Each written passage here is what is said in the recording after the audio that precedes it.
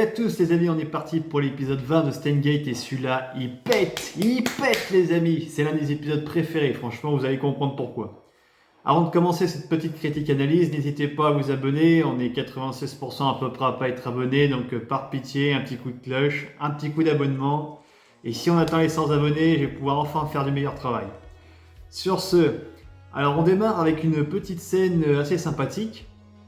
Où on voit du coup Okabe avec des horloges et son équipe qui fait vraiment beaucoup référence au temps pour le coup. Et vraiment il dit sous Okabe, machin. C'est une scène que j'apprécie vraiment beaucoup parce que souvenez-vous de l'épisode 19, on voit le temps carrément cassé. Donc on se dit est-ce qu'il n'est pas bloqué dans un espace-temps, est-ce qu'il n'est pas bloqué en boucle dans une autre dimension, on ne sait pas en fait ce qui lui est arrivé concrètement.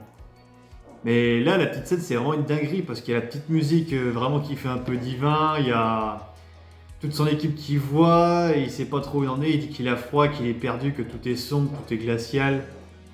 Enfin, je me rappelle la première fois que j'ai vu cet épisode là, je me suis dit qu'est-ce qui va se passer quoi, c'est une dinguerie, je me suis dit putain on a pété le quatrième mur quoi. Et finalement après ce petit passage qui dure une minute ou deux, je crois si je dis pas de conneries, un truc comme ça à peu près. Et bah Okabe se réveille en l'an 2036, il le sait pas encore au moment où il se réveille mais c'est l'an 2036. Et là pour le coup ce qui est bien c'est que dans l'animé il y a beaucoup plus de détails que dans le VN, car dans le VN on a 2-3 planches de l'an 2036, mais on n'a pas beaucoup plus d'images que ça, ce qui est dommage. Alors que dans l'animé pour le coup ils ont vraiment mis le paquet, on a tout ce qu'il faut là où il faut. Donc Okabe se réveille sur un lit d'hôpital et il renverse sans faire exprès à l'ordinateur, qui est autre qu'Amades qui surveille Okabe depuis 2025. Ça aussi on l'apprend un peu plus tard dans l'épisode. Et du coup Okabe il se sent bizarre, il dit mon corps est lourd, je comprends pas, j'ai mal à la tête. Et puis il regarde son visage, il voit qu'il est vieux comme tout, il se dit c'est pas possible, c'est pas moi ça, voilà. Là il est vraiment choqué, ça lui a fait une grosse calotte quoi. En même temps de passer l'an 2011 à 2036, je pense que ça choquerait n'importe qui. Donc il sort de l'hosto, enfin si on peut appeler ça l'hosto, hein. Et du coup... il arrive dans la rue, dans la Akihabara de l'an 2036 et il reconnaît rien, il dit putain c'est pas possible, c'est pas Akihabara, ça tout est pété, tout est mort. On voit même à un moment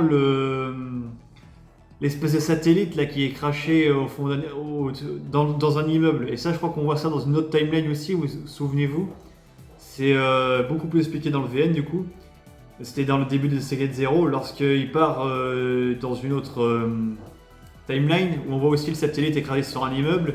Et où il est avec l'armée, là il y a un délire un peu comme ça. Donc c'est vrai qu'à ce stade-là, je sais pas du coup ce qu'il fait là, ce satellite. Est-ce que c'est le satellite de Suzuha qui a merdé là? Je sais pas, enfin c'est un peu bizarre. Faudrait que je revoie peut-être tout Steins entier pour revoir qu'est-ce que fout ce satellite-là, parce que moi ça me dit rien. Car techniquement, la machine voyagée dans le temps est détruite en l'an 2011, donc du coup... Et là il parle d'en recréer une autre. Ce qui sous-entend qu'ils ne l'ont pas encore créé. Donc du coup, c'est une machine voyagée dans le temps d'une autre timeline. C'est la seule explication plausible en fait. Mais bref, ça c'est le petit détail qui me chiffonne un peu. Donc Okabe à un moment tombe sur des gars de l'armée. Et puis il demande son nom et son identité de série, machin, etc. Donc Okabe sait pas trop quoi répondre. Et à un moment t'as Suzuha qui bute les deux et qui arrive en moto en mode trop stylé, trop classe.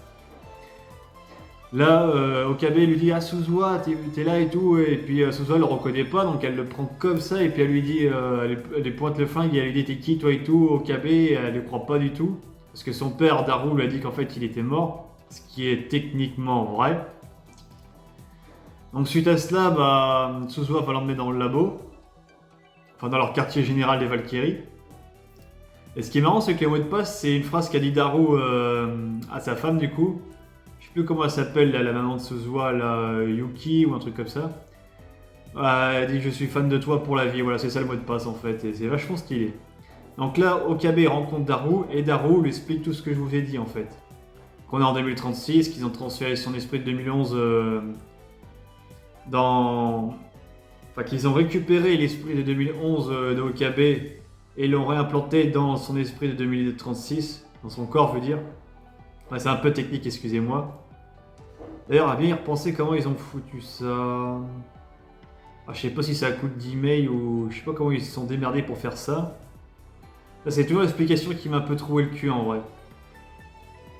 Parce qu'en gros, c'est une dinguerie quand même. Si tu peux réimplanter ta mémoire dans n'importe quel passage du temps, bah, grosso modo, c'est un peu ça avec les passages des 48 heures et tout ça qu'on nous expliquait au début. C'est dans le premier Steingate, c'est un peu ça. Avec des impulsions électroniques, faire revivre tes souvenirs d'une autre timeline, quoi. Enfin, c'est trop stylé. Donc voilà, il explique ça, qui sont les Valkyries, qu'ils ont décidé, suite à la mort de Mayuri, de créer une machine à voyager dans le temps. De toute façon, j'ai envie de dire, là, tout ce qui a défendu Okabe est mort. Hein. Voilà, il a défendu cette timeline exprès parce qu'il croyait que Mayuri allait être en vie. Et il se rend compte que finalement, c'est la Troisième Guerre mondiale, comme l'a souvent dit Suzuha. Que Mayuri est morte, tout compte fait, que Kurisu est morte, que beaucoup de gens sont morts comme Lukako. En fait, cette timeline, elle est complètement pourrite, elle sert à rien d'être défendue. Et là, Okabe se rend vraiment compte de la dinguerie et de l'erreur qu'il a faite, en fait. Malgré les avertissements répétés de Suzuha lorsqu'ils étaient en 2010-2011, bah, Okabe n'a rien voulu entendre, hein. Il restait vraiment dans sa tête, non c'est comme ça et pas autrement. Alors ok, ça l'a traumatisé tout ça, mais au bout d'un moment il aurait dû se remettre un peu en question, essayer d'avancer quand même si c'est dur. Toute l'équipe était avec lui en plus, c'est ça. Donc voilà. Et il leur explique aussi qu'en l'an 2025 du coup, c'est pour ça que Suzuha croyait qu'elle était morte, car en l'an 2025, Okabe s'est fait choper par Stratfo, l'organisation de l'Esquinel. Et pour du coup tenter de lui laver le cerveau et de percer les secrets de la Chine à dans le temps. Et c'est pour ça qu'il est un peu devenu une épave par la suite, un peu un légume. C'est-à-dire que son corps était en vie, mais mentalement il était complètement mort. Et c'est pour ça qu'ils ont réimplanté son esprit de 2011 dans ce corps-là. Car techniquement, le Okabe à cette time-là est mort. C'est un peu chelou dit comme ça, mais c'est la vérité. Donc suite à toutes ces explications, t'as Daru qui lui passe un flingue et puis il voit que Iajo et puis Daru en ont un aussi, donc il se dit putain ça a changé. C'est vrai que même nous on se les voyait pas avec des flingues quoi quand même. Hein. Donc voilà, c'est pour dire que l'époque a changé. Donc on passe du coup du côté de Feiris et Lukako qui combattent ce qui semble être Stratfo du coup. Malheureusement, après avoir appris qu'Okabe était réveillé, bah, Lukako meurt dans les bras de Okabe. Okabe est choqué, très triste de sa mort, etc. Mais les autres, ils les voient impassibles, imperturbables. Limite, ça leur fait plus d'effet, ça leur fait plus rien du tout. Et là, suite à ça, ils retournent après dans leur QG. Et puis, il en parle un peu avec Yajo. Enfin, Yajo lui dit, t'as dû nous trouver immoral, pas de sentiments, ça a dû te choquer, non? Et il me sort pas vraiment, en fait. Il me dit, je me sentais plus ou moins à quoi ça ressemblait. Suzuha me l'a souvent répété.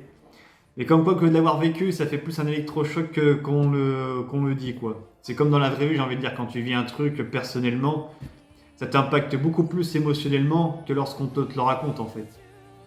Et là, du coup, suite à ça, Okabe a dit, allez, c'est bon, j'en ai ras le cul, tout se passe n'importe comment, je vais tuer Mayuri, j'ai fait n'importe quoi. Donc là, du coup, je vais remonter dans le temps, en 2011, grâce à... vous savez, à la machine qui permet de remonter à 48 heures en arrière, le téléphone micro-ondes amélioré, je crois qu'il s'appelait comme ça.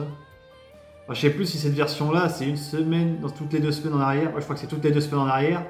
Et à partir de 2025, je crois qu'après, c'est toutes les 48 heures en arrière. Donc il va faire en gros plus de 3000 sauts, ça, je voyais un peu l'épisode suivant. Il va faire plus de 3000 sauts pour retourner à son époque. Et là, on voit que c'est la renaissance de Oikyoma, là. Et surtout dans l'épisode prochain, celle-là, on va vraiment le voir comme ça. Mais voilà, là, il a fait le déclic qu'il fallait. Là, maintenant, tout va rentrer dans l'ordre et il va se remettre à plomb. Donc voilà, c'est une scène, un épisode que j'ai beaucoup aimé parce qu'il a beaucoup exploité le futur de l'an 2036. Parce que c'est vrai que dans Steingate, on est souvent resté à bloquer plus ou moins la même année. Alors que là, on voit vraiment une année différente avec des contextes différents. Et l'évolution des personnages qui est complètement différente, dont on serait jamais douté que ça se passerait comme ça en fait. Donc voilà les amis, si vous aimez cet épisode, n'hésitez pas à liker, partager et abonnez-vous, très important. Sur ce, je vous dis à très bientôt pour un prochain épisode. L-Side Kong.